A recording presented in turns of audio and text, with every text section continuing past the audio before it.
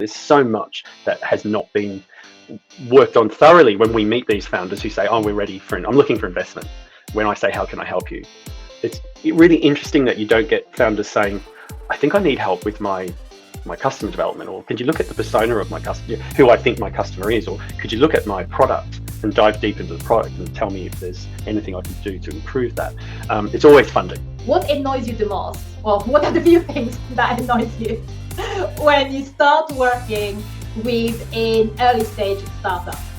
What, first I'd ask, why are you laughing, Naily? You know me too well.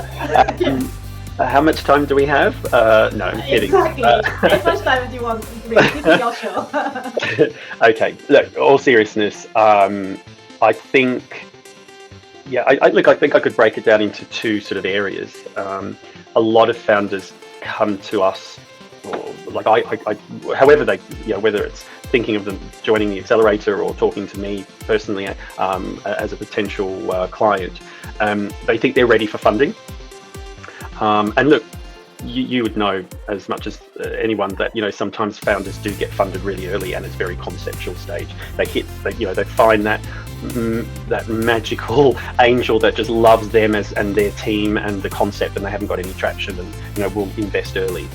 But that's rare from my experience, and I just think that a lot of founders think they're investable or they're ready, and they're really far from it.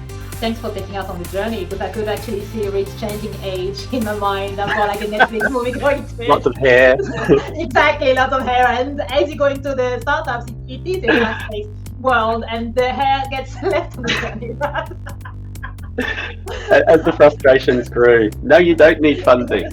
Not yet, anyway. Exactly. My co-founder Liam and I were getting MentorLabs off the ground and built.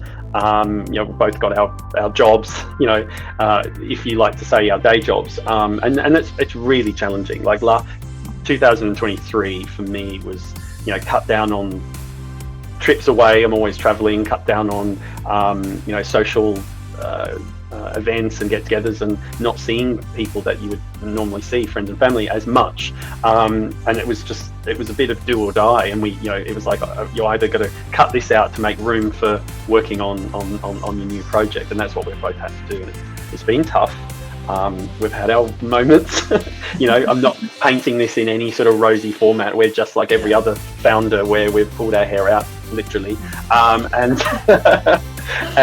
just like we've had our moments of just despair and thinking, what are we doing? And then we have to pick ourselves back up, and we fell off the horse a few times along the way. So don't worry, it's normal for everyone. Cast out the net wide, and to do that is finding online audiences first. And there are a lot of tools that you can use to do that. One of my favorite tools to use is Prolific. You would probably be looking at spending anywhere between £50 and £100 on Prolific to go out to around about 100 individuals to 200 individuals. It does depend on how you set it up. Now, I think to myself, okay, if I went out to 200 individuals who I think are my audience, what a great start, okay? Then you would look at those answers and responses. And here's the thing, Naily, this is a real crucial thing. Interpreting, one thing going out and doing all that work and getting the data, the second crucial thing is how you interpret that data.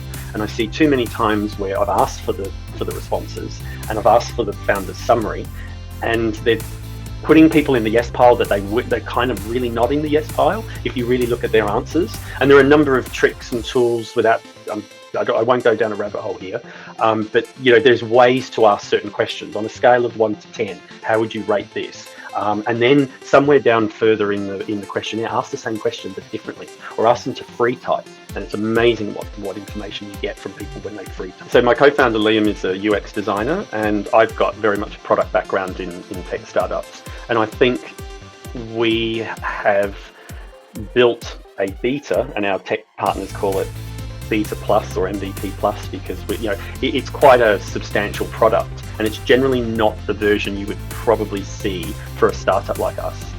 But we do have the expertise in-house, as well as a tech partner that has given us the ability to produce something a little bit more complex. And I feel we've even suffered from the putting too much into the product in terms of features and things, even though we had prototypes that we tested and got a lot of feedback on what founders wanted to see and so forth.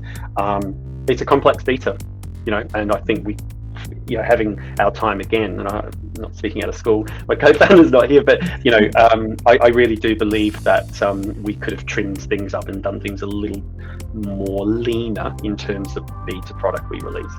Yeah. Interesting to hear that. That's something I see a lot as well in startups. It's very easy to get excited, especially when you have the inside knowledge to run with that.